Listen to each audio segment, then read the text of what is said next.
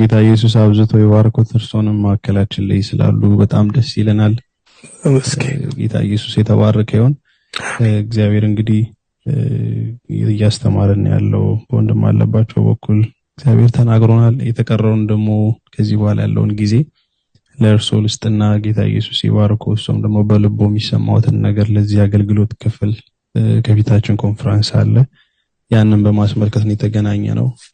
በልቦት እግዚአብሔር ያስቀመጠውን ነገር ደግሞ ማካፈል ይችላሉ። ቀጥሎ ያለውን ጊዜ ለእርሶ ሰጥቻለሁ። እሺ፣ እግዚአብሔር ይባርክልኝ። ሁላችሁንም በኢየሱስ ስም ሰላም እላችኋለሁ። በሰላም ያገናኘን አምላክ ይባረክ። እግዚአብሔር ትልቅ ነው። እንግዲህ የመዘምራን አገልግሎት በጣም ትልቅ አገልግሎት ነው። በዚህ በትልቅ አገልግሎት ውስጥ እግዚአብሔር እናንተንም በር ከፍቶላችሁ እንድታገለግሉት እንድታመልኩ ስለረዳችሁ እግዚአብሔር ይመስገን እና በዚህ አገልግሎት ውስጥ ብዙ በረከቶች፣ ብዙ ጥቅሞች እግዚአብሔር ለምእመናንም ይሰጣል፣ ለእግዚአብሔርም ክብር ይሆናል። እናንተም በዛ ውስጥ ትታነጹበታላችሁ፣ ትባረኩበታላችሁ። ስለዚህ ይሄ በጣም የከበረ አገልግሎት ስለሆነ እናንተም በትኩረት እንድታዳምጡኝ ትንሽ ነገሮችን መናገር እፈልጋለሁ። ከዛ በፊት ግን እስቲ ትንሽ እንጸልይ። ጌታ ኢየሱስ እንባርካለን፣ እናመሰግናለን። አንተ አምላካችን ነህ፣ አባታችን ነህ፣ እረኛችን ነህ። ኢየሱስ የሚጠቅመንን ነገር ሁሉ የምትነግረን አምላክ፣ የምታስተምረን አምላክ ስምህ ይባረክ። ጌታ ኢየሱስ እነዚህ ራሳቸውን ለአንተ የለዩትን ጌታ ኢየሱስ አንተን የሚያገለግሉትን በዜማ የሚያከብሩህን ጌታ ሆይ አንተ ልባቸውን መንፈሳቸውን ሁሉ እንድትባርክ አንተም ደግሞ ለነሱ ቅርብ ሆነ ጌታ ኢየሱስ በእነሱ በኩል ደግሞ ማህበርህን እንድትባርክ በእያንዳንዱ ጉባኤ ሰዓት ሁሉ የአንተ በረከት ከጉባኤው እንዳይለይ እንድታደርግ በጌታ በኢየሱስ ክርስቶስ ስም እንለምንሃለን። አሜን። የመጀመሪያ ጥቅስ እንግዲህ ጥቅሶች ሊደጋገሙ ይችላሉ። ፓስተር አለባቸው ሲያስተምር አልሰማሁምና ከተደጋገሙ እንግዲህ እግዚአብሔር ነገር ሁሉ በሁለት ወይም በሶስት ምስክር አፍ ይጸናል ስለሚል እግዚአብሔር ቃል ተቀበሉት። ኤፌሶን ምዕራፍ 5 ቁጥር 18 እስከ 19 የእግዚአብሔርን ቃል ሁለት ቁጥሮችን አነባለሁ።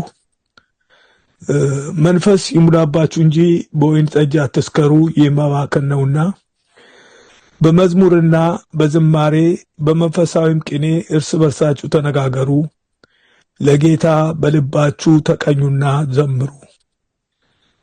ቁጥር 20 የምንጨምረው ሁል ጊዜ ስለ ሁሉ በጌታችን በኢየሱስ ክርስቶስ ስም አምላካችንንና አባታችንን ስለ ሁሉ አመስግኑ ይላል። አንድ ሌላ ጥቅስም እንጨምር። ቆላሲስ ምዕራፍ 3 ቁጥር 16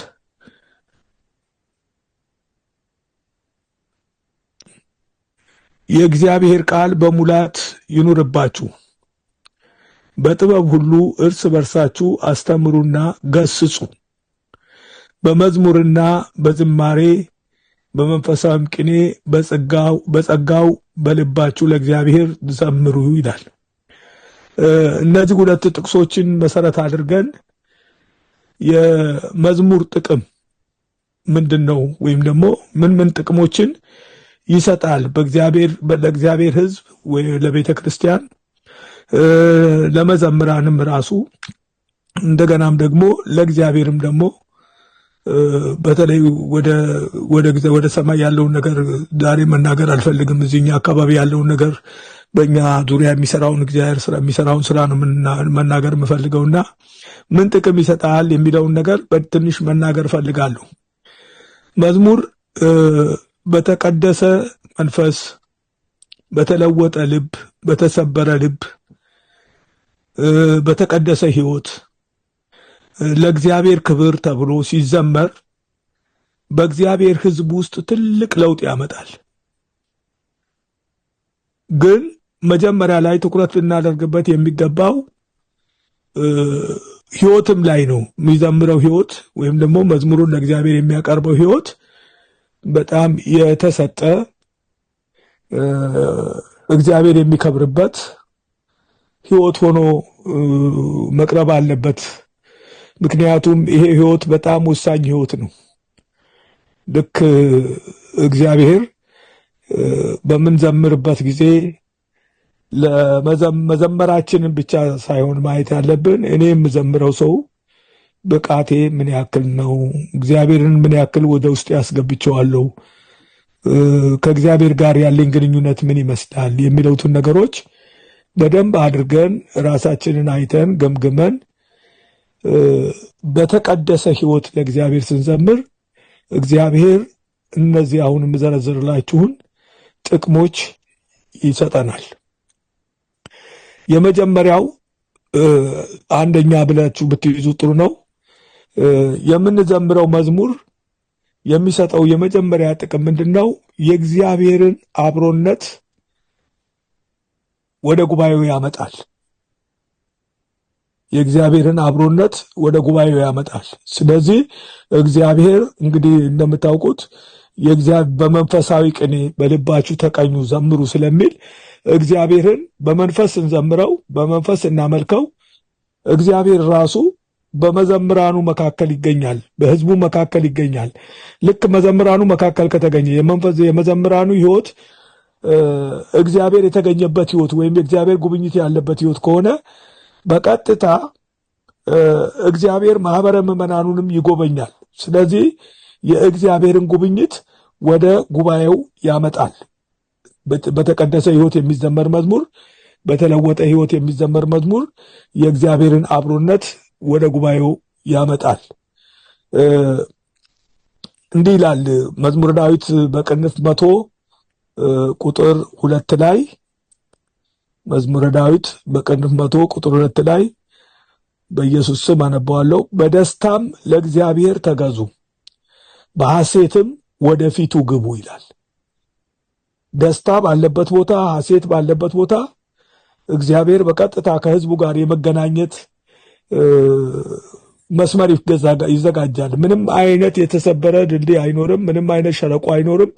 በቀጥታ እግዚአብሔር የሚመጣው የሚዘምረው ክፍል በደስታ ሲዘምር፣ በሐሴት ሲዘምር፣ ተገዶ ሳይሆን እግዚአብሔርን አፍቅሮ ሲዘምር፣ በእግዚአብሔር ፍቅር ሲዘምር በቀጥታ የእግዚአብሔር አብሮነት ወደ ጉባኤው ይመጣል። መዝሙር ሰዎች የአምልኮ ልብ እንዲኖራቸው በእግዚአብሔር ላይ ትኩረት እንዲያደርጉም ይቀሰቅሳል። ልክ መዘምራኑ ከመሰዊያው ላይ ሲዘምሩ ህዝቡ ደግሞ ከታች የአምልኮ ልብ ይፈጠርለታል፣ ይቀሰቀሳል። መንፈስ ቅዱስ በህዝቡ ውስጥ መንቀሳቀስ ይጀምራል። ለምሳሌ አንድ ቁልፍ የቤትን ወይም የሳጥንን በር እንደሚከፍት ሁሉ መዝሙር ደግሞ የሰዎችን ልብ ለእግዚአብሔር ይከፍታል። በትክክለኛ መንፈስ የተዘመረ መዝሙር የጉባኤውን ልብ ሁሉ ምንም ጠንካራ ልብ ሳይኖር፣ ምንም ክፉ ልብ ሳይኖር የሁሉንም ልብ ለእግዚአብሔር ይከፍታል። ሰው ልቡ ለእግዚአብሔር በተከፈተ ቁጥር ደግሞ እግዚአብሔር ወደ ሰው ይመጣል። ምክንያቱም ልበ ንጹሖች እግዚአብሔርን ያዩታል ስለሚል እግዚአብሔር ቃል እግዚአብሔርን በጉባኤ ውስጥ ሲንቀሳቀስ ማየት፣ እጁን ማየት ይጀመራል። እጁ ይታያል፣ ክንዱ ይታያል። ሰው ያለውን መንፈስ እየተነቃቃ በሄደ ቁጥር እግዚአብሔር ደስ እያለው እዛ ጉባኤ መካከል እግዚአብሔር ሲመላለስ የተሰበረ ይጠገናል፣ የታሰረ ይፈታል፣ የደከመ ይበረታል፣ የሞተም ይነሳል። ይህ መጽሐፍ ቅዱሳዊ እውነት ነው። ሁለተኛው አጠር እያደረኩ ልሂድላችሁ። ሁለተኛው የመዝሙር ጥቅም አማኞች በመንፈስ ቅዱስ እንዲሞሉ ያደርጋል። ለዚህ ነው ቅድም ኤፌሶን ምዕራፍ 5 ቁጥር 18 ላይ በመንፈስ ይሙላባችሁ እንጂ በወይን ጠጅ አትስከሩ ያለው። ስለዚህ አብዛኛውን ጊዜ በስብከት ከሚወርደው ይልቅ በመዝሙር የሚወርደው መንፈስ በጣም ኃይለኛ ነው። ምክንያቱም ቅድም እንዳልኳችሁ የተከፈተ ልብ ባለበት ቦታ ላይ እግዚአብሔር መንፈሱን ያለ ገደብ ነው የሚለቀው። ግን አሁንም ቢሆን እንዳይረሳ በደንብ ማስተዋል ያለብን የኛን ማንዴት፣ የኛን ግዴታ፣ የኛን ኃላፊነት መገንዘብ አለብን። የኛ ኃላፊነት ምንድን ነው? የዛ ጉባኤ ነገር በሙሉ መዘምራን እጅ ላይ ነው ያለው። ልክ አንድ ሰባኪ ሲሰብክ በሱ ስብከት ምክንያት እግዚአብሔር ጉባኤውን ይባርካል ብሎ በእግዚአብሔር ፊት እንደሚወድቅ ንስሐ እንደሚገባ ያን የሚሰብከውን ስብከት በሚገባ እንደሚያዘጋጅ ሁሉ መዘምራንም ይህንን ኃላፊነታቸውን ከተወጡ የእግዚአብሔር መንፈስ በኃይል መውረድ ይጀምራል።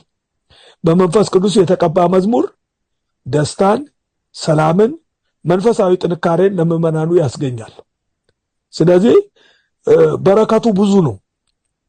እንደው ዝም ብለን ሃሌሉያ ብለን ከመሰዊያ ላይ እንደምንወርደው ነገር አይደለም። ሰማይ የሚያየው በጣም በትልቅ በረከት በትልቅ ጸጋ አድርጎ ነው የሚያየውና ቃሉም የሚያስተምረን ያ ነው እና ስለዚህ መዝሙር መንፈስ ቅዱስ እንዲሞሉ ምዕመናን እንዲሞሉ ያልተሞሉ ሰዎች ሁሉ ልባቸው እንዲከፈት ለእግዚአብሔር የእግዚአብሔር ጉብኝት እንዲመጣ ጉባኤ ውስጥ እግዚአብሔር በሚንቀሳቀስበት ጊዜ ለቅሶዎች በሚኖሩበት ጊዜ እንባዎች በሚኖሩበት ጊዜ የልብ ስብራት በሚኖርበት ጊዜ መዋረድ በሚኖርበት ጊዜ ማንም ሳይነካ በእግዚአብሔር ሊያልፍ አይችልም። ሁሉም ይነካል፣ ሁሉም በመንፈስ ቅዱስ ይሞላል፣ ሁሉም ይታደሳል፣ ሁሉም ይለወጣል። ሶስተኛው ጥቅም የመጽሐፍ ቅዱስን እውነት ያስተምራል። መዝሙር በጣም በጣም ከባድ ነው። ቆላሲስ ምዕራፍ 3 ቁጥር 16 ላይ ቀደም ያነበብነው የእግዚአብሔር ቃል በሙላት ይኑርባችሁ፣ በመዝሙርና በዝማሬ በመንፈሳዊም ቅኔ እርስ በርሳችሁ ተነጋገሩ ያለው ቃል ሁልጊዜ የሚዘመረው መዝሙር ለጉባኤው የሚናገረው ነገር አለው። እግዚአብሔር በመዝሙር ውስጥ ለሰው የሚነግረው ነገር አለው። ብዙ ክርስቲያኖች የመጽሐፍ ቅዱስን እውነት የሚያስተውሉት ከስብከት ይልቅ በመዝሙር ውስጥ ነው። በጣም የሚደንቅ ቃል ነው፣ የሚደንቅ አባባል ነው። ምክንያቱም ሰባኪ በሚሰብክበት ጊዜ ያላስተዋሉትን የእግዚአብሔርን እጅ ከላይ ባየናቸው ነገሮች ተዘጋጅቶ በሚቀርብ መዝሙር ውስጥ የእግዚአብሔርን እጅ በቀላሉ የማየት እድል ይፈጠርላቸዋል። ስለዚህ የእግዚአብሔርን እጅ በቀላሉ ከማየት በላይ የእግዚአብሔርን ቃል እውነትነት እየተረዱት ይሄዳሉ። ስለ ጥምቀት የሚዘመሩ መዝሙሮች የጥምቀትን እውነትነት ይናገራሉ። ስለ መንፈስ ቅዱስ የሚዘመሩ መዝሙሮች የመንፈስ ቅዱስን እውነትነት ይናገራሉ። ስለ ፈውስ የሚዘመሩ መዝሙሮች የፈውስን እውነትነት ይናገራሉ። እግዚአብሔር በቃል ውስጥ የተጻፈውን እውነት መባረክን፣ መለወጥን፣ መታደስን፣ መፈወስን ሁሉ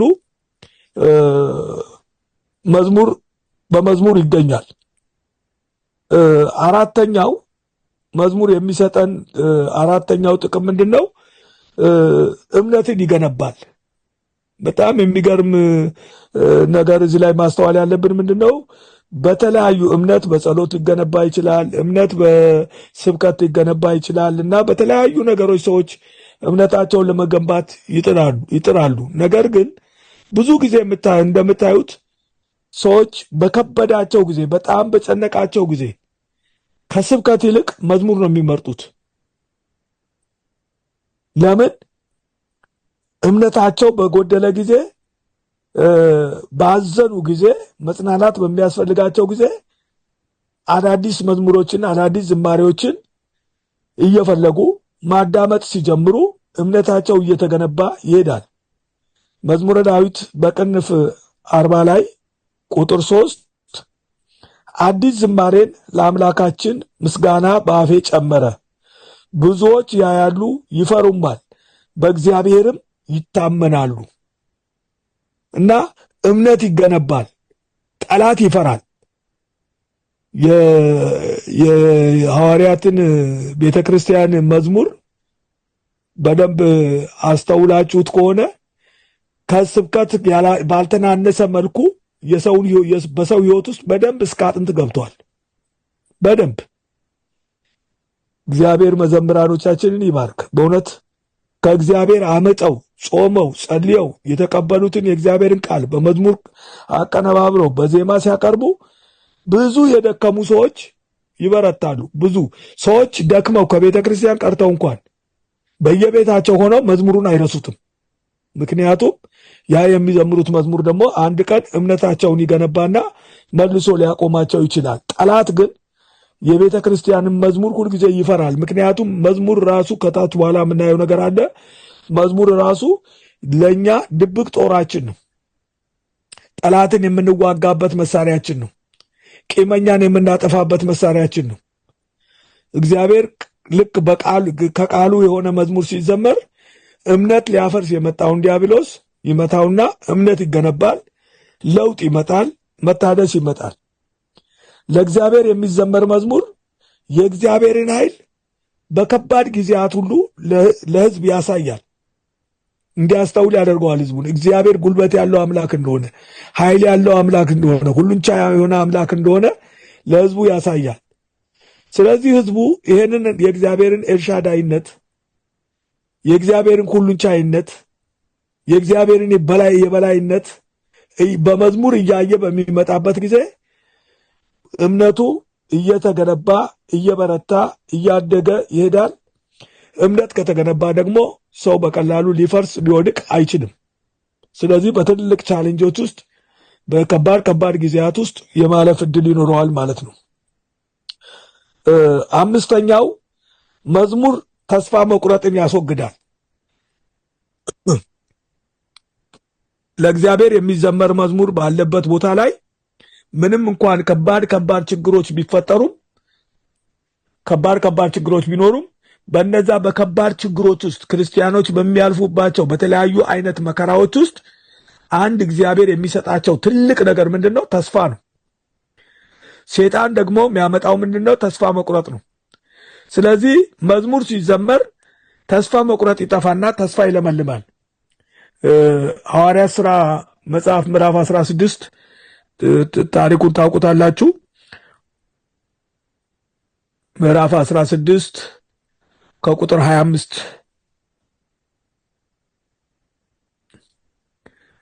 ከቁጥር 25 እስከ 26 እናነባዋለን። ሁለቱን ቁጥር በመንፈቀ ሌሊት ግን ጳውሎስና ሲላስ እየጸለዩ እግዚአብሔርን በዜማ ያመሰግኑ ነበር፣ እስረኞችም ያዳምጧቸው ነበር። ቅድም ያልኳችሁ ነገር አሁን እንግዲህ ይመጣ ነው። ድንገትም የወህኒው መሰረት እስኪናወጥ ድረስ ታላቅ የምድር መንቀጥቀጥ ሆነ። በዚያን ጊዜም ደጆች ሁሉ ተከፈቱ፣ የሁሉም እስራት ተፈታ። እንግዲህ በደንብ አድርገን ስናየው የነዚህ ጳውሎስና ሲላስ ፊልጵስዩስ ከተማ ላይ በደረሰባቸው ስደት ምክንያት ተደብድበው ቆስለው ከግንድ ጋር ተጠርቀው ታስረው ያሉበት ሰዓት ነው። በዛ ውስጥ በብዙ ነገሮች ተስፋ የሚያስቆርጥ ነገሮች ገጥሟቸዋል። ነገር ግን በሚዘምሩበት ጊዜ ተስፋቸው እየለመለመ መጣ። ተስፋቸው እየለመለመ ሲመጣ እግዚአብሔር በመካከላቸው ተገኘ። የእግዚአብሔር ጣልቃ ገብነት መጣ። የእግዚአብሔር ጣልቃ ገብነት ሲመጣ ያ የወህኒ መሰረት ሁሉ ተናወጠ። የነሱም እስራቶቻቸው ሁሉ ተፈቱ። ከዛ በኋላ የወህኒ ቤት ጠባቂው እድን ዘንድ ምን ማድረግ ይገባኛል ብሎ ፊታቸው ላይ እስከሚደፋ ድረስ የደበደባቸው ያቆሰላቸው ሰው ቁስላቸውን እስከሚያጥብላቸው ድረስ እግዚአብሔር ተአምራት ሰራ እና ብዙ ብዙ ጊዜ ተስፋ የሚባል ነገር ለክርስቲያን በጣም አስፈላጊ ነገር ነው። ሶስት ነገሮች እምነት፣ ፍቅር፣ እምነትና ተስፋ በጣም አስፈላጊ ነገሮች ናቸው። በተለይ ተስፋ በብዛት ማግኘት የምንችለው እግዚአብሔርን በዜማ በሙላት ማገልገል ስንጀምር ነው። ስለዚህ እግዚአብሔርን በዜማ ስናገለግል ብዙ ነገሮቻችን እየተለወጡ ይመጣሉ። ኢየሱስ የተባረከ ይሁን። መዝሙር መረዳታችንን ይጨምራል። ያለንበትን ሁኔታ ሰብረን እንድንወጣ ኃይል ይሰጠናል። በከበባችሁ ጊዜ እናንተ መዘምራን ናችሁ። በከበባችሁ ጊዜ ሐዘን ወደ ልባችሁ በመጣ ጊዜ የምታረጉት ነገር ምንድነው? መዘመር ነው። አንዳንድ ጊዜ መጽሐፍ ቅዱስንም እንድታነሳ የማይጋብዝበት ጊዜ አለ። እንድጸልይ የማይጋብዝበት ጊዜ አለ። ግን በሆነ ሰዓት ውስጥ መዝሙር ውስጥ ትገባለህ። መዝሙር ውስጥ ስትገባ ተስፋ ይለመልማል ነው እና ስለዚህ የቅዱሳንን ተስፋ ማለምለም ራሱ በእናንተ አገልግሎት ውስጥ ነው ያለው። እግዚአብሔር ይመስገን። አገልግሎታችሁ እጅግ የከበረ አገልግሎት ስለሆነ እግዚአብሔር በእናንተ አገልግሎት ውስጥ አልፎ እያንዳንዱን ሕዝብ የመባረክ ኃይል ስላለው ለተሰበረው መጠገን፣ ለታመመው መፈወስ፣ ለደከመው መበርታት በምትዘምሩት መዝሙር ውስጥ እግዚአብሔር ኃይል ይሰጣል። እነዚህን ጥቅሞች ይሰጣል። ስለዚህ የመዝሙር አገልግሎት ወይም የመዘምራን አገልግሎት በጣም የከበረ አገልግሎት ነውና ይህንን አገልግሎት በጣም በትልቅ ፍቅርና በትልቅ ትጋት ራሳችንን እያዋረን በእግዚአብሔር ፊት ዝቅ እያደረግን እንድናገለግል ያስፈልጋል። ኢየሱስ ይባረክ። ስድስተኛው ጥቅም መዝሙር በመንፈሳዊ ጦርነት ውስጥ ድልን እንድናገኝ ያደርጋል። ሁልጊዜ ያው የክርስቲያን ሕይወት የጦርነት ሕይወት ነው። ብዙ ውጊያዎች አሉ። ጠላት ዲያብሎስ ኃይሉን አስተባብሮ በሙሉ ክርስቲያኖችን ይዋጋል፣ እኛንም እንደ መዘምራን ይዋጋል። ግን መዝሙር በሚኖርበት ጊዜ ሁልጊዜ ጠላት ይመታል። እስቲ ሁለተኛ ዜና ምዕራፍ 20 ከቁጥር 21 ጀምረን እስከ 22 ድረስ ሁለት ቁጥሮችን ላንብብላችሁ።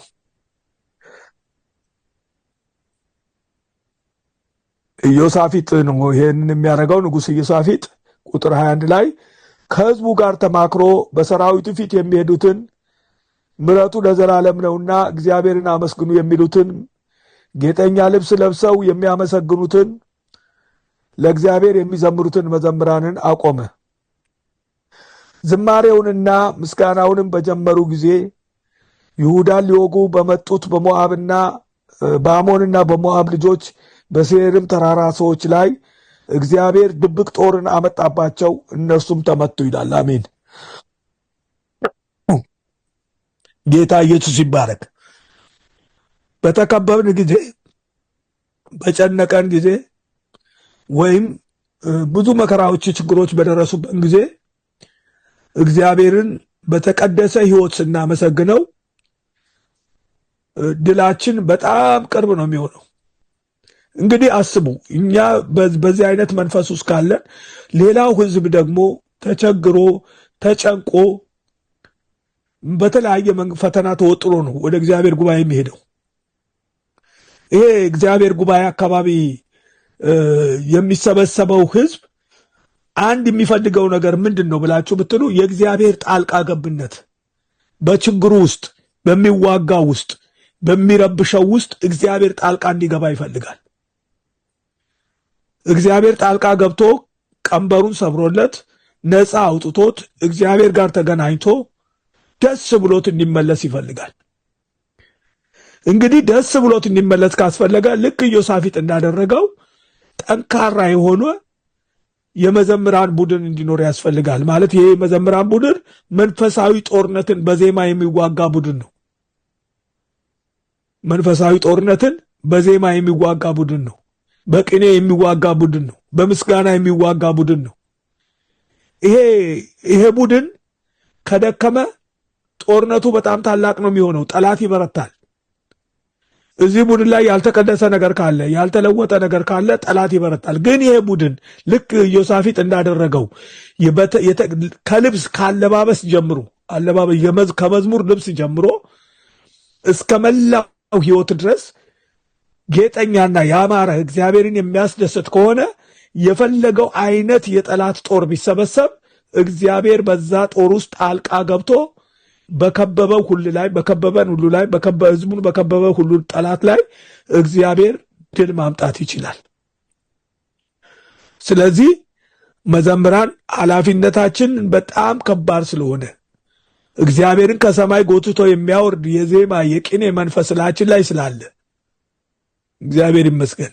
እግዚአብሔርን ስቦ አውርዶ ከህዝቡ ጋር እንዲገናኝ የሚያደርግ የህዝቡን ቀንበር እንዲሰብርለት፣ የህዝቡን ችግር እንዲሰብርለት፣ የህዝቡን ሐዘን እንዲሰብርለት መጽናናት እንዲመጣለት የሚያደርግ መለኮታዊ ስልጣን በሕይወታችን ውስጥ ስላለ እንደ ቀላል ነገር ራሳችንን እንደ ተራ ነገር መቁጠር የለብንም። ይህንን ያክል የእግዚአብሔርን እጅ የሚያንቀሳቅስ የእግዚአብሔርን ጉልበት የሚያንቀሳቅስ ቀንበር የሚሰብር ወጥመድ የሚሰብር ጸጋና ቅባት ነው የመዝሙር አገልግሎት እና ይህን ቅባትና ይህንን ጸጋ በደንብ ማንቀሳቀስ በደንብ ማሰራት ያስፈልገናል እና በጣም በመስዋዕትነት ጾማችን በከፍተኛ ሁኔታ ጸሎታችንን በከፍተኛ ሁኔታ ለተሰጠንለት አገልግሎት እግዚአብሔር ለጠራን አገልግሎት ታማኝነትን ጨምረን ሐቀኝነትን ጨምረን ልክ በአንድ የእግዚአብሔር ሰው ሊኖሩ የሚገባ መንፈሳዊ ኳሊቲዎችን በሕይወታችን ታክለው ይህንን የእግዚአብሔርን ጣልቃ ገብነት ስበን ማውረድ የምንችልበትን የቅኔ መንፈስ እግዚአብሔር እንዲሰጠን ያስፈልጋል። ስለዚህ እግዚአብሔር ማንም ሰው እንግዲህ እንደምታውቁት የእግዚአብሔር ሰዎች እንደምታውቁት ሕዝባችን በጣም በጣም በከፍተኛ ችግር ውስጥ የሚኖር ነው። በከፍተኛ ጉስቁልና ውስጥ የሚኖር ነው። የምታዩት የሥራ ሰዓቱ ምኑ ሁሉ ከእናንተም ጀምሮ እንዴት ቢዚ እንደሚያደርገው ታያላችሁ። በዛ መስዋዕትነት ያገኘውን ገንዘብ ነው ይዞ ወደ ኮንፈረንስ ቦታ የሚሄደው ወደ ጉባኤ የሚመጣው ምን ለማግኘት? ከገንዘቤ በላይ ከድካሜ በላይ ከምኔ በላይ እግዚአብሔር ጋር ለመገናኘት ብሎ ነው የሚሄደው እና ብዙ ጊዜ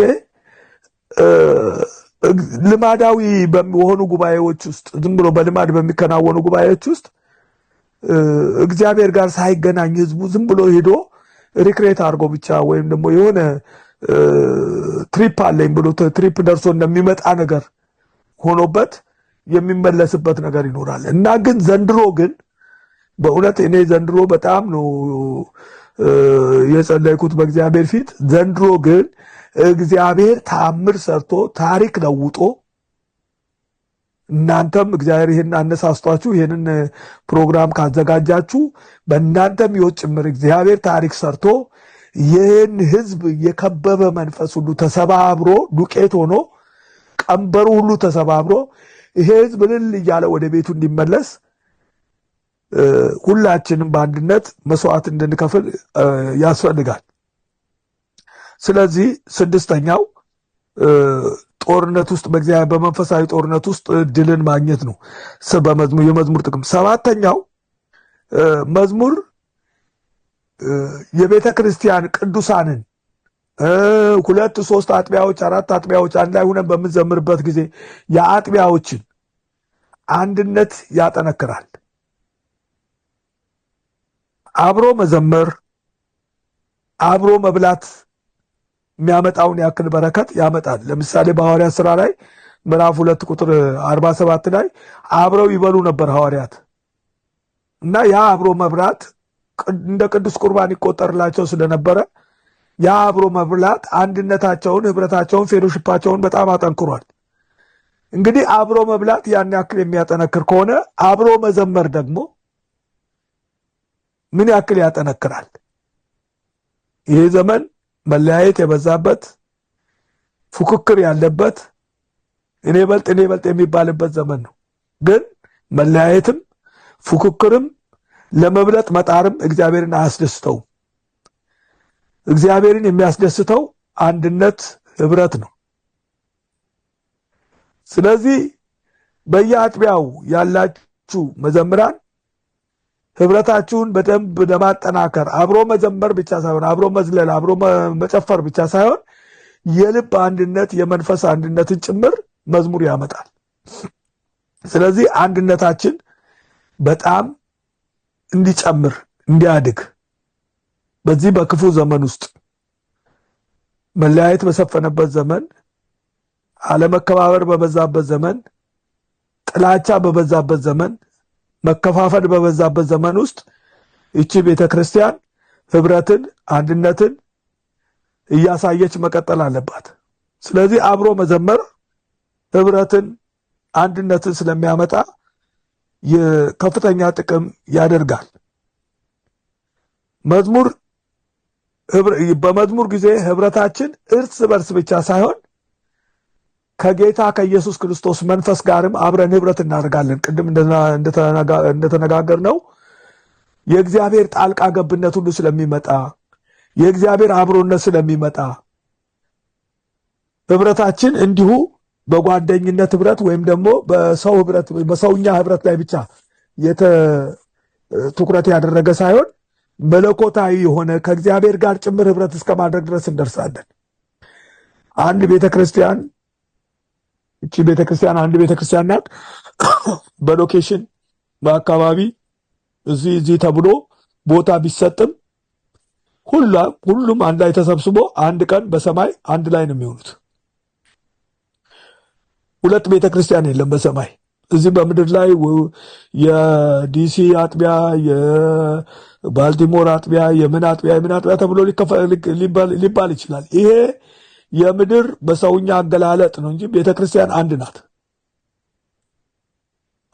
ቤተክርስቲያን አንድ ቤተክርስቲያን ንጽሕት ድንግል የሆነች የፊት መጨማደድ የሌለባት ኢየሱስ ክርስቶስ የሚያገባት አንድ ቤተክርስቲያን ናት። በእስራኤል ባህል አንድ ባህል አለ። ምንድነው? አንድ ሙሽራ ሚስቱን ራሱ አይመርጥም፣ ሚዜው ነው የሚመርጥለት። ነገር ግን ያ ሙሽራ በሰርጉ ቀን ያችን ሙሽሪትን አይቶ ካልወደዳት የመረጣት ሚዜው ራሱ ሚስቱ አድርጎ ይወስዳታል እንጂ ሙሽራው አያገባትም። ስለዚህ ይሄ የእስራኤል ታሪክ ወደ ቸርች ስናመጣው በዚህ ዘመን ይሄ ዘመን አሁን የቤተ ክርስቲያን ዘመን ነው። በዚህ ዘመን ቅዱሳንን ለኢየሱስ ክርስቶስ የሚመለምሉ የእግዚአብሔር ሰዎች ናቸው ማለት እየመሰከሩ እያመጡ እያጠመቁ ይህች ሚስት ሆናለች፣ እች ሚስት ሆናለች፣ ይህን አንድ ላይ ሆነው እነዚህ ሚስት ያች ናት ብለው ለኢየሱስ የሚያቀርቡ የእግዚአብሔር ሰዎች ናቸው። እና እኛ አገልጋዮች እንደዛ እናንተም ጭምር ተጨምራችሁበት ማለት ነው። አገልጋይ እንግዲህ ሁሉም ነው የሚጠቃልለው፣ አገልጋይ እንትን የለም። ስለዚህ በዚህ ጊዜ የኔ ቸርች የሚል ነገር ከጨመርንበት የኢየሱስ ክርስቶስ ሚስት መሆኗ ቀርቶ ቤተክርስቲያን የኛ ትሆናለች፣ የሰው ትሆናለች ማለት ነው። እና የሰው ከሆነች ደግሞ ህብረት የሌላት፣ አንድነት የሌላት፣ የምትለያይ፣ እርስ በርሷ የምትባላ፣ የምትካሰስ፣ የምትወነጃጀል ትሆናለች። እና ብዙ ጊዜ በጣም የሚያሳዝን መንፈስ እዚህ ላይ ነው ያለው። እና ነገ ጌታ ኢየሱስ ክርስቶስ በል የኔ ብለሃልና ውሰዳት ብሎ እሷ የምትባላይቱን ቤተክርስቲያን፣ የምትጣላይቱን ቤተክርስቲያን፣ የምትጨቃጨቃይቱን ቤተክርስቲያን ወደ ገሃነም ከእረኛዋ ጋር አብሮ ሊወረውራት ይችላል። ምክንያቱም መጽሐፍ ቅዱስ ላይ ምን ይላል? እርስ በርሳችሁ ብትበላሉና ብትነካከሱ ይላል ገላትያ 5 ላይ እንዳትጠፋፉ ተጠንቀቁ ይላል። መጠፋፋት ይመጣል እና መዝሙር አብሮ መዘመር ማለት አብሮ ህብረት ማድረግ ነው። አብሮ የእግዚአብሔርን ጸጋ መካፈል ነው። አንድነትን አብሮ መካፈል ነው። ህብረትን አብሮ መካፈል ነው። ቅድስናን አብሮ መካፈል ነው። እግዚአብሔር ይመስገን። ወጣ ያለ ልብ ያለው ሰው ካለ በጣም ተስተካክሎ በአንድ ህግ፣ በአንድ ስርዓት፣ በአንድ ድምፅ፣ በአንድ ልብ፣ በአንድ መንፈስ ካልዘመረ ለዛ ጉባኤ መርገም ነው የሚሆነው። ስለዚህ ህብረት ከሌለ እግዚአብሔር የለም። ወንድሞች በህብረት ቢቀመጡ እነሆ ያማረ ነው። መዝሙር 133 ላይ ወንድሞች በህብረት ቢቀመጡ እነሆ ያማረ ነው ብሎ ከራስ ጢም እስከ መደረቢያ ድረስ ያሉት በረከቶች በሙሉ የሚፈሱት በህብረት ውስጥ እንደሆነ ይናገራል። ስለ አርሞኒየም ተራራም ይናገራል። እስራኤል ምድር ትልቁ ተራራ የአልሞኒየም ተራራ ነው በእስራኤል ምድርና በዛ ተራራ ላይ ለትንንሽ ተራሮችም ሁሉ ይሄ ምንድነው ጤዛ ወይም ደግሞ ምንድነው የሚባለው ጠል የሚባለው ነገር ይፈስላቸዋል እና እነዛ ተራራዎች ሁሉ ይለመልማሉ። ስለዚህ እግዚአብሔር በህብረት ውስጥ በጣም ትልቅ ስራ ስላለው አብሮ መዘመርን ለምስጋና መጠቀም አለብን። እግዚአብሔር ሆይ ተመስገን አንድ ስላደረከኝ፣ ከወንድሞቼ ጋር ከእህቶቼ ጋር አብሬ እንድዘምር ስላደረግ ተመስገን ብለን በአንድ ልብ ተስተካክለው ሁሉ ነገር ሲዘመር አንድነት ይመጣል። ያንን አንድነት ጠላት ሊያፈርሰው አይችልም። በዛ አንድነት ውስጥ ትልቅ በረከት ሊመጣ ይችላል። ስምንተኛው ነገር መዝሙር የሚሰጠን ጥቅም ለእግዚአብሔር ክብርን ያመጣል። እግዚአብሔርን ማክበር በጣም አስፈላጊ ነገር ነው። እግዚአብሔር በትሁት ልብ በደስታ ሲመሰገን የእግዚአብሔር ክብር ወደ ቸርች ወደ ህዝቡ መካከል ይመጣል። ቸርች ስንል ህዝብ ነው የምንለው። ወደ ህዝቡ መካከል ይመጣል። ስለዚህ ለእግዚአብሔር ክብር እግዚአብሔር ይከብራል በህዝቡ ውስጥ።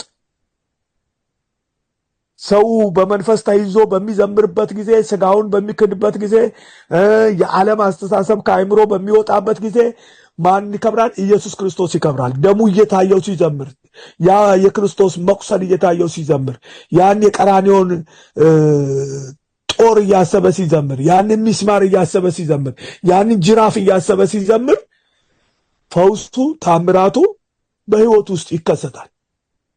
እግዚአብሔር ይመስገን። ስለዚህ እግዚአብሔር ሲከብር ነው እግዚአብሔር ሁሉን ነገር በረከትን የሚለቀው። ምን ብሏል በዮሐንስ ወንጌል ላይ? እኔ ከፍ ከፍ ያልኩ እንደሆነ ሁሉን ወደ ራሴ ስባለሁ ያለው አምላክ እሱን ከፍ ከፍ ስናደርገው እኛንም ወደ ራሱ እየሳበን ይሄዳል። ስለዚህ እግዚአብሔርን ማክበር ደግሞ ከማጉረምረም ካለማመን ኃጢአት ያድናል። እግዚአብሔር እየከበረ በሄደ ቁጥር ክፉ ከሆኑ ሁለት ኃጢአቶች እንድናለን። አንደኛ ማጉረምረም። ብዙ ጊዜ እንደ ሰው የእግዚአብሔርን የኛ ባለዕዳ ለማድረግ እንሞክራለን። ይህን አላደረክልኝም አልዘምርልህም፣ ይህን አላደረክልኝም አልሰብክም፣ ይህን አላደረክልኝም እንደዚህ ምንሰብከው ምንዘምረው ምንሰብከው ምናመሰግነው እግዚአብሔር ስላደረገልን ወይ ስላላደረገልን ሳይሆን ግድ ደርሶብን ነው። ሌላ አማራጭ ስለሌለን ነው። ሌላ አምላክ የለንም። አንድ አምላክ ብቻ ነው ያለን። ይህ ከልጅነት ከሰንዴ ስኩል ጀምሮ ስንማረው የመጣ ነው። እስራኤሎች ስማ አምላካችን እግዚአብሔር አንድ እግዚአብሔር ነው ብሎ አንተም አምላክህን እግዚአብሔርን በፍጹም ልብህ፣ በፍጹም ነፍስህ፣ በፍጹም ኃይልህ፣ በፍጹም ሐሳብህ ውደድ ይላል። የአዲስ ኪዳንም ሕግ ነው። እግዚአብሔርን መውደድ የነገር ሁሉ ቁልፍ ነው። ሰው እግዚአብሔርን ከወደደ ባልንጀራውን ይወዳል።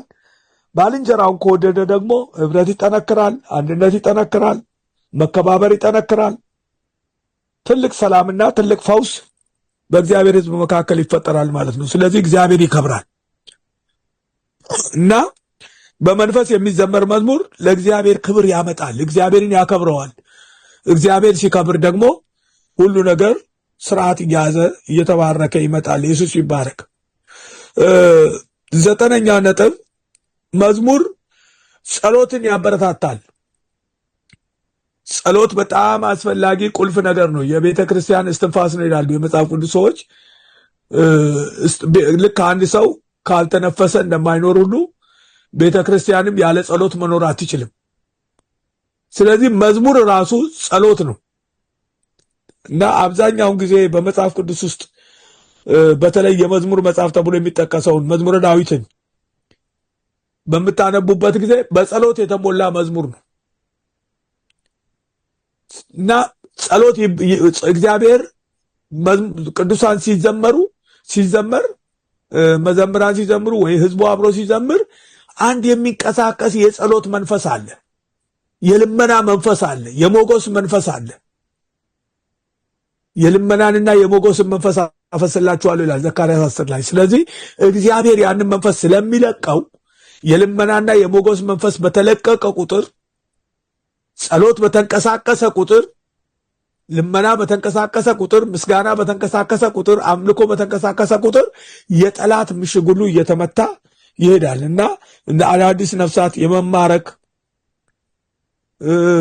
ልባቸው የመነካት ነገር ይፈጠራል እና ስለዚህ የመዝሙር አገልግሎት በተለይ ለመጸለይ በጣም አስፈላጊ ስለሆነ የጸሎትን መንፈስ ለሚያንቀሳቅስ የልመናን መንፈስ ለሚያንቀሳቅስ እግዚአብሔር ጋር ሰው በተሰበረ ልብና በተዋረደ መንፈስ እንዲቀርብ የማድረግ ጥቅም አለው መዘመር። ሌላው 10ኛውና የመጨረሻ ማረገው መዝሙር ለሰማይ ያዘጋጃል። በመጽሐፍ ቅዱስ ውስጥ የተጠቀሱ አብዛኛዎቹ መዝሙሮች እዚህ ምድር ላይ ሆነን የምንዘምራቸው መዝሙሮች ሁሉ ለሰማይ በጣም ከፍተኛ ዝግጅት የምናደርግባቸው መዝሙሮች ናቸው። በተለይ የሙሴ መዝሙሮች በራእይ መጽሐፍ ላይ የተጻፉ መዝሙሮችን በምናነብበት ጊዜ በጣም ጠቃሚ የሆኑ መዝሙሮች አሉ። ለምሳሌ ራእይ 5:9 ላይ 9ና 10ን ስታነቡት እንዲህ አይነት መዝሙሮች በቸርቻችን ውስጥ ይዘመራሉ። ራእይ ምዕራፍ 5:9 እስከ 10 ድረስ መጽሐፉን ትወስድ ዘንድ ማኅተሞችንም ትፈታ ዘንድ ይገባሃል፣ ታርደሃልና በደምህም ለእግዚአብሔር ከነገድ ሁሉ ከቋንቋም ሁሉ ከወገንም ሁሉ ከሕዝቡም ሁሉ ሰዎችን ዋጅተህ ለአምላካችን መንግሥትና ካህናት የሆኑ ዘንድ አደረካቸው፣ በምድርም ላይ ይነግሳሉ እያሉ አዲስን ቅኔ ይዘምራሉ ይላል። ይሄ ሰማይ የሚዘመር መዝሙር ነው እና ሰው ከነገድ ከወገን ከቋንቋ ሰዎች ይዋጁበታል። በመዝሙር በክርስቶስ ደም እንደተዋጁ ያውቃሉ። ደሙን ያሳያቸዋል። የተዋጁበትን ደም መዝሙሩ ያሳያቸዋል። ኢየሱስ ሲከብር ያሳያቸዋል። ኢየሱስ ክርስቶስ የከፈለላቸውን ዋጋ ያሳያቸዋል። የመስቀሉን ዋጋ ያሳያቸዋል። እና ያን ጊዜ ሰዎችን ለምን ያዘጋጃቸዋል? ለመዳን ያዘጋጃቸዋል። ለሰማይ ያዘጋጃቸዋል። ለንስሐ ያዘጋጃቸዋል። መዝሙር ለንስሐ በሚዘጋጁበት ጊዜ፣ ለመዳን በሚዘጋጁበት ጊዜ፣ ለሰማይ በሚዘጋጁበት ጊዜ ሰዎች እግዚአብሔር በከፍተኛ ሁኔታ ደስ ይለዋል። አንድ ኃጢአተኛ በንስሐ ሲመለስ በሰማይ ታላቅ ደስታ ይሆናል ይላል የእግዚአብሔር ቃል። እንግዲህ አንድ ኃጢአተኛ ሲመለስ ደስታ የሚሆን ከሆነ መላው ጉባኤ በእግዚአብሔር በመዝሙር ሲታነጽ እና ሲለወጥ ሲቀጣጠል ሰማይ ምን ያክል ደስተኛ እንደሚሆንና እያንዳንዱ ሰው ጋር ወደ ሰማይ ለመሳብ ጌታ ኢየሱስ ክርስቶስ ምን ያክል እንደሚናፍቅ በደንብ መረዳት ያስፈልገናል። እና እነዚህ በጣም እንግዲህ አጠር አድርጌን ያቀረብኳቸውና በጣም ከፍተኛ የሆኑ ጥቅሞች ናቸው። በምድር የሚዘመሩ መዝሙሮች ክርስቲያኖችን ለዘላለም ሕይወት ያዘጋጃሉ። ሰው የምድርን ነገር ሁሉ ይረሳል። አንዳንድ መዝሙሮች በጣም ያስጥሉሃል። የያዝከውን ነገር ያስጥላሉ። ሐሳብን ያስጥላሉ። አሁን ቅድም እዛ መጽናናት ቦታ ላይ የዘመርነው መዝሙር ጉዳይ ከዚህ ስለ አይደለ የሚለው መዝሙር በቃ ያጽናናል። እኛ እዚህ ምድር ላይ ጉዳይ የለንም። ጉዳያችን ሰማይ ነው። ቤታችን ሰማይ ነው። አገራችን ሰማይ ነው። ኢየሱስ ይባረክ። ሰማይን እያየን እንድንዘምር ስንዘምር ሰማይ ቤታ እንዳለን እንረዳለን። በእጅ ያልተሰራ ከእግዚአብሔር የተሰራ ሕንፃ እንደሚጠብቀን እናውቃለን።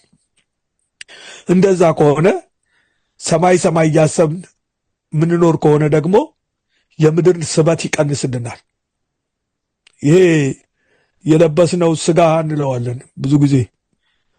ግን ስጋው ከምንድን ነው የተሰራው ስንል ከአፈር ነው። ራሱ በሌላ ቋንቋ አፈር ማለት ነው። አዳም ማለት ቀይ አፈር ማለት ነው። ስለዚህ ቀይ አፈር ነን እና ስለሚበላ ስለሚጠጣ ስለሚለብስ ነው እንጂ ስበት አለው። ራሱ ይስባል። ልክ እቺ ምድር አሁን እቺ ምድር አንድ ትንሽ ነገር አንስታችሁ ወደ ሰማይ ብትወረውሩ ተመልሳ ወደ መሬት ነው የምትመጣው። ምክንያቱም ግራቪቲ ስላለ ማለት ነው። የእኛም ስጋ እንደዚሁ ነው። የሚስበው ነገር አለ። ጥል ይስባል፣ ክርክር ይስባል፣ ቅናት ይስባል፣ ቁጫ ይስባል፣ ወሬ ይስባል፣ መለያየት ይስባል፣ ብዙ ነገር ይስባል ስጋችን። ለምንድን ነው? ይሄ ባህሪው ስለሆነ ነው። አትሳብ ብትሉት እሺ አይልም። ግን ስጋን እንዳይስብ ለማድረግ ግን ትንሽ ግራቪቲውን ለመቀነስ የምንጠቀምበት ዋናው ስልት ምንድነው? ሰማይን ማየት ነው። አይናችንን ወደ ሰማይ ማየት ነው። ከሰማይ ከወረደው በቀር ወደ ሰማይ የወጣ ማንም የለም፣ እርሱም በሰማይ የሚኖረው የሰው ልጅ ነው ብሎ ጌታ ኢየሱስ ክርስቶስ በምድር እያለ በሰማይ እኮ ነው የምኖረው እያለ ይናገር ነበር ዮሐንስ ወንጌል ምዕራፍ 3 ቁጥር 13 ላይ። ስለዚህ እሱ አምላክ ሆኖ እያለ ሰማይን እያየ ነው ወደ ሰማይ የገባው። ሁለት ወንበዴዎች ከእሱ ጋር ተሰቅለው ነበረ፣ አንዱ በቀኝ አንዱ በግራ። አንዱ ስለ ምድር ሲያይ፣ አንዱ ግን ስለ ሰማይ ያይ ነበረ። ምን አለ? አንዱ ያ ወደ ሰማይን ያየው ወንበዴ በመንግስትህ አስበኝ እያለ ይጮህ ነበር ተሰቅሎ እያለ። አንዱ ደግሞ ራስን አድን እያለ እሱንም ይወቅሰው ነበር ጌታ ኢየሱስን። ምን አለው? ያንን በመንግስትህ አስበኝ ያለውን ዛሬ ከኔ ጋር በገነት ትሆናለህ አለው። ከዚህ ስቃይ ጀርባ፣ ከዚህ መከራ ጀርባ ሰማይ አለ አለው። እግዚአብሔር ይመስገን። እና ሰማይን እያየን መዘመር ያስፈልጋልና ላጠቃልላችሁና እግዚአብሔርን እያከበርነው ስንዘምር መንፈስ ቅዱስ በኃይል እየወረደ ሲሄድ፣ የኢየሱስ ክርስቶስ ስም ከፍ ከፍ እያለ ሲሄድ፣ ቅድስና እየተበረታታ ሲሄድ፣ እውነትና ተስፋ እየተገነቡ ሲመጡ የእግዚአብሔር ስራ እየሰፋ እያደገ ይሄዳል እና የመዘምራን አገልግሎት በጣም በጣም የከበረ አገልግሎት ስለሆነ በተለይ እኛም ለእግዚአብሔር የተመረጥን ሰዎች ይሄ ሁሉ ኃላፊነት እንግዲህ ይሄ ሁሉ ነገር በዚህ ህዝብ መካከል ካልተከናወነ እግዚአብሔር በእኛ አይደሰትም፣ መስዋዕታችንን አይቀበለውም። ስለዚህ የቃየል መስዋዕት እንዳይሆን መስዋዕታችን ተቀባይነት እንዲኖረው ከወዲሁ ከውስጣችን ጀምረን ከውጫችን ጀምረን ያሉንን ነገሮቻችን በሙሉ እግዚአብሔር በሚከብርበትና እግዚአብሔር በሚደሰትበት እነዚህ ሁሉ ጥቅሞች በሚወርዱበት መንገድ ራሳችንን እንድናዘጋጅ ያስፈልጋል እና ዝግጅታችንን በጣም መጠንከር አለብን። ልክ ለመሄድ ሻንጣችንን እንደምንቋጥር ቅድስናችንን መቋጠር አለብን። ልባችንን በደንብ አድርገን መፈተሽ አለብን። መንፈሳችንን በደንብ አድርገን ማስተካከል አለብን። ህብረታችንን ማስተካከል አለብን። ኢየሱስ የተባለ እርስ በርስ መደማመጥ፣ እርስ በርስ መከባበር ያስፈልጋል። አንዳንድ ጊዜ በዓለም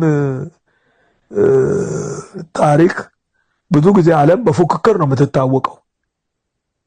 እኔ በልጥ በማለት ነው የምትታወቀው እና በዚህ ምክንያት የዓለም ነገር በጣም አስቸጋሪ ስለሆነ ብዙ ሰዎች በዓለም ውስጥ አይሳካላቸውም። ምክንያቱም ሰው የሚፎካከር ከሆነ የሚቀናና ከሆነ አይሳካም። ስለዚህ ቅናት ያው አጥንትን ጭምር ያነቅዛል ነው የሚለው መጽሐፍ ቅዱስ። ስለዚህ እንዲሳካልን ነው የምንፈልገው እና እግዚአብሔር ይሄ ህዝብ በጣም ሊያሳዝነን ይገባል። በእውነት ነው። እግዚአብሔር ሰዎች ናችሁ እናንተ። በጣም ይሄ ህዝብ በተለይ ይሄ እግዚአብሔርን ፈልጎ የሚሄድ ህዝብ በጣም ሊያሳዝነንና በጣም ሊያሳዝነን ያስፈልጋል። ባለፈው ሰኞ እዚህ በአስቅና አገልጋዮችም ላይ ትንሽ ተናግሬያለሁ ይህን ነገር። አሁንም ደግሜ ለእናንተ አደራ ማለት ፈልጋለሁ። በጣም ይሄ ህዝብ ሊያሳዝነን ያስፈልጋል። ይሄ ህዝብ ፕሮግራም ለማየት አይደለም የሚሄደው። ይሄ ህዝብ ዝም ብሎ አገር ለማየት አይደለም የሚሄደው። ይሄ ህዝብ ከአምላኩ ጋር ለመገናኘት ነው የሚሄደው። ነፍሱን ለማስፈወስ ነው የሚሄደው። ነፍሱን ለማስባረክ ነው የሚሄደው። እንቆቅልሹን ለማስፈታት ነው የሚሄደው። ቀንበሩን ለማሰበር ነው የሚሄደው። ሐዘኑን ወደ ደስታ ለመለወጥ ነው የሚሄደው። የሐዘን መጎናጸፊያውን ቀዶ የደስታ መጎናጸፊያ ለብሶ ለመምጣት ነው የሚሄደው። በጣም ከፍተኛ የሆነ ዝግጅት ከሁሉ ሰው ይጠበቃል። በተለይ ከመዘምራን። እነዚህ አሁን የጠቀስኩላችሁ 10 ጥቅሞች፣ እነዚህ 10 ጥቅሞች የግዴታ እንዲስተካከሉ እናንተ የራሳችሁን ኃላፊነት እንድትወጡ እግዚአብሔር ጸጋውን ያብዛላችሁ፣ ለበረከት እንድትሆኑ አደራላችኋለሁ። ስለዚህ ለበረከት እንሁን። እግዚአብሔር ለአብርሃም የገባለትን ቃል ኪዳን 7ቱን ቃል ኪዳኖች ስታዩ አንደኛው ለበረከት ሁን የሚል ቃል ኪዳን ነው። ለበረከት ከመሆን የበለጠ ደስታ የለም። ለበረከት ከመሆን የበለጠ ምንም አይነት ክብር የለም። ምንም አይነት ሞገስ የለም።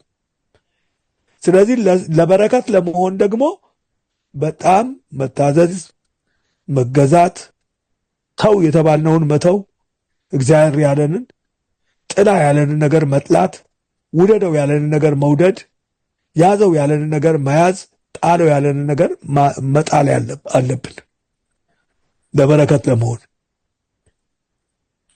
ስለዚህ እነዚህ ጥቅሞች በጣም እኔ ይጓጓሉ እና መጽሐፍ ቅዱሴን እያጠናው በሚሄድበት ጊዜ እንደዚህ አይነት በጣም ፍልቅልቅ ያለ ጉባኤ ማየት ፈልጋለሁ። በጣም ቅጥልጥል ያለ ጉባኤ ማየት ፈልጋለሁ። እኔም ተቃጥዬ መምጣት ፈልጋለሁ በመንፈስ ቅዱስ። በንዴት አይደለም፣ በሐዘን አይደለም፣ በመንፈስ ቅዱስ ተቃጥዬ መምጣት ፈልጋለሁ። እናንተ አትፈልጉም? ስለዚህ በመንፈስ ቅዱስ የተቀጣጠለ ህይወት መጡ። በየአጥቢያው ሲገባ ያ እሳት በየአጥቢያው ሲገባ አጥቢያውን የሚለውጥ አካባቢውን የሚለውጥ ይህን የእውነት ወንጌል ዓለም ያላወቀችውን ያልተገለጠላትን ይህን የክብር ወንጌል እግዚአብሔር ለእኛ ለደካሞች የገለጠውን የምናሰራጭበት ጉልበት የሥጋ ጉልበት የለንም፣ የመንፈስ ጉልበት ነው ያለንና ይህንን የመንፈስ ጉልበት ደግሞ ቁርጠኛ ሁነን የውሳኔ ሰው ሁነን በውሳኔ መፈጸም ያስፈልገናል። ይህን ካደረግን በእውነት እግዚአብሔር ይጎበኘናል፣ እግዚአብሔር ይረዳናል፣ እናንተንም እግዚአብሔር ይባርካችኋል። እንግዲህ ይሄ ትልቅ ኃላፊነት ተሸክማችሁ ነው የምትሄዱት። ትዘምራላችሁ ሲባል ልብስ ለብሶ መሰዊያ ላይ ለመቆም አይደለም የምትሄዱት፣ ወይ ደግሞ እኔ ዘማሪ ነኝ ብሎ ለመታየት አይደለም የምትሄዱት። ይሄን ሁሉ ሪስፖንሲቢሊቲ ተሸክማችሁ ነው የምትሄዱት። ስለዚህ እንደማንም ሰው እናንተም ቀንበር አላችሁ፣ እንደማንም ሰው እናንተም ሰልፍ አለባችሁ፣ እንደማንም ሰው እናንተም የእግዚአብሔርን ጉብኝት ትፈልጋላችሁ፣ እንደማንም ሰው እናንተ ብዙ ኃላፊነቶች እነዚህ የተጠቀሱትን ሁሉ እናንተም ትፈልጋላችሁ። ግን ከእናንተ በላይ ደግሞ እንደገና ለራሳችሁ ደብድ የሆነ ኃላፊነት ነው እግዚአብሔር። የራሳችሁም ኃላፊነት አለባችሁ። ከዛ ቀጥሎ ደግሞ የሌላውም ኃላፊነት አለባችሁ። አንዳንድ ጊዜ ለራስ መኖር ቀላል ነው፣ ለሌላው መኖር ግን ከባድ ነው። ለራስ መኖር፣ ለራስ መብላት፣ ለራስ መጠጣት፣ ለራስ መስራት፣ ለራስ ምን ማለት ምንም ችግር የለም። ለሌላው መኖር ግን ከባድ ነው። ስለዚህ ጌታ ኢየሱስ ክርስቶስ ደግሞ ለራሳችን እንድንኖር ሳይሆን የጠራን ለራሳችን እንድንኖር ሳይሆን ይሄ እንደዚህ አይነት ቡድን ውስጥ ያስገባን፣ እንደዚህ አይነት ህብረት ውስጥ ያስገባን ለራሳችን እንድንኖር ሳይሆን ወይም ደግሞ ራሳችን እንድናይ ሳይሆን ለባልንጀራችን እንድንኖር ነው። የባልንጀራችንን ሸክም እንድንሸከም ነው። ባልንጀራችን እንድንረዳዳ ነው። እና ስለዚህ እግዚአብሔር በሰጣችሁ ጸጋ ይህንን ጾም ጸሎት እንግዲህ እነዚህ ሳምንት ጾማችኋል። እንደው እግዚአብሔር ኃይል ከሰጣችሁ የንስሐ ጊዜ ወስዳችሁ በጣም ንስሐ ገብታችሁ እግዚአብሔርና ወደ እናንተ አቅርባችሁ ማረኝ ብላችሁ በተሰበረ ልብ በተዋረደ መንፈስ በትህትና እኔን እንቅፋት አታድርገኝ ጌታ ሆይ፣ ለዚህ ህዝብ መዳን እኔን እንቅፋት አታድርገኝ፣ ለዚህ ህዝብ መባረክ እኔን እንቅፋት አታድርገኝ፣ እነዚህ በረከቶች እንዳይወርዱ በዚህ ህዝብ ላይ እኔን እንቅፋት አታድርገኝ ብለን መጸለይ ያስፈልገናልና ጊዜ የሚይዛችሁ እንግዲህ እየጸለያችሁ ነው ያላችሁት፣ እየለፋችሁ ነው። ድፋታችሁ እንዲባረክ ያስፈልጋል። አንድ የመጨረሻ ጥቅስ አንብቤ ትንሽ አንድ የተወሰነች ደቂቃ ብንጸልይ ደስ ይለኛል። ኢየሱስ የተባረከ ይሁን። አንደኛ ቆሮንቶስ ምዕራፍ 15 ቁጥር 58 ስለዚህ የተወደዳችሁ ወንድሞቼ ሆይ፣ እህቶችም አላችሁ እዛ፣ እህቶችም እንግዲህ ያው ስሙት፣ ድካማችሁ በጌታ ከንቱ እንዳይሆን አውቃችኋልና የምትደላደሉ የማትነቃነቁም የጌታም ሥራ ሁልጊዜ የሚበዛላችሁ ሁኑ። አሜን። ድካማችሁ በጌታ ከንቱ እንዳይሆን። እነዚህ ነገሮች ካልተሟሉ የደከምነው ድካም ሁሉ ምን ሆኗል? ከንቱ ሆኗል ማለት ነው። ስለዚህ እነዚህ ነገሮች ከተሟሉ ነው ስኬት አግኝተናል ብለን ደስ የሚለን እና ድካማችሁ በጌታ ከንቱ እንዳይሆን አውቃችኋልና የምትደላደሉ እንደቀጥሎ የጌታ ሥራ የእግዚአብሔር ሥራ ሁልጊዜ የሚበዛላችሁ ሁኑ ስለሚል ሁልጊዜ በአገልግሎታችሁ ውስጥ ስኬታማ እንድትሆኑ አገልግሎት ይብዛላችሁ፣ ጸጋው ይብዛላችሁ፣ ትምህርቱ ይብዛላችሁ። እግዚአብሔር በረከቱንና ጥቅሙን ሁሉ ያብዛላችሁ። ምናልባት ሰዓታችሁን ካልወሰድኩባችሁ ጥቂት ብንጸልይ ደስ ይለኛል። እሺ ድምጻችሁ አይሰማኝም፣ ግን ምን እንደሆነ ይሰማል። እሺ አንድ ላይ ትንሽ እንጸልይ፣ 5 ደቂቃ። ጌታ ኢየሱስ ክርስቶስ እናመሰግንሃለን፣ እናከብርሃለን፣ ከፍ ከፍ እናደርግሃለን። አምላካችን አባታችን አንተ ታላቅ አምላክ ነህ፣ ሁሉን የምትችል አምላክ ነህ። ጌታ ኢየሱስ እኛ ደካሞች ነን። ዛሬ በድካማችን ውስጥ ጣልቃ ግባ ጌታ ኢየሱስ። አበርታን፣ ኃይል ስጠን ጌታ ኢየሱስ። እርዳን ጌታ ኢየሱስ። ዛሬ በእውነት ያለንብንን ኃላፊነት ሁሉ በደንብ አሳይተናልና ይህንን ኃላፊነት መወጣት የምንችልበትንም ጸጋ ጨምርልን። አንተን የምናመልክበትን የምናገለግልበትን ጌታ ኢየሱስ ልባችንን የሚለውጥ ጸጋ ጌታ ሆይ ከሰማይ ልቀቅ። እኛን ለውጥና ይህን ሕዝብ ለመለወጥ ተጠቀምብን ጌታ ኢየሱስ። እኛን ፈውስና ይህን ሕዝብ ለመፈወስ ተጠቀምብን። የእኛን ቀንበር ስበርና ጌታ ኢየሱስ የዚህን ሕዝብ ቀንበር ለመስበር ተጠቀምብን ጌታ ኢየሱስ ሆይ ተጠቀምብን ጌታ ኢየሱስ ሆይ። እጅህን በእያንዳንዳችን ላይ ጫን። በያለንበት ቦታ ጌታ ሆይ በያለንበት ቦታ በዚህ ሰዓት በተንበረከክንበት፣ በቆምንበት፣ በተቀመጥንበት ቦታ ሁሉ ያንተ እጅ እንድታገኘን እንለምንሃለን ጌታ ኢየሱስ ሆይ። ያልተሰራውን አካላችንን ሁሉ ስራ፣ ያልተለወጠውን ሕይወታችንን ለውጥ ጌታ ኢየሱስ። ያልተረዳነውን ሁሉ በመረዳት ሙላ።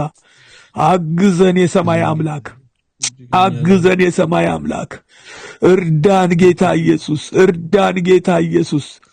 በጥንት ዘመን ጌታ ኢየሱስ መዘምራን ቁመው በሚዘምሩበት ጊዜ ሰማይን ከፍተህ ታምራት እየሰራ ጠላትን እያርበደበድክል በሕዝብ ላይ በረከት እያፈሰስክ ሞገስ እያፈሰስክ አንተም ምስጋናውን እየተቀበልክ በሕዝብ መካከል እየወረድክ ክብርን ታሳይ እንደነበረ ዛሬም በዚህ ዘመን አልተለወጥክም።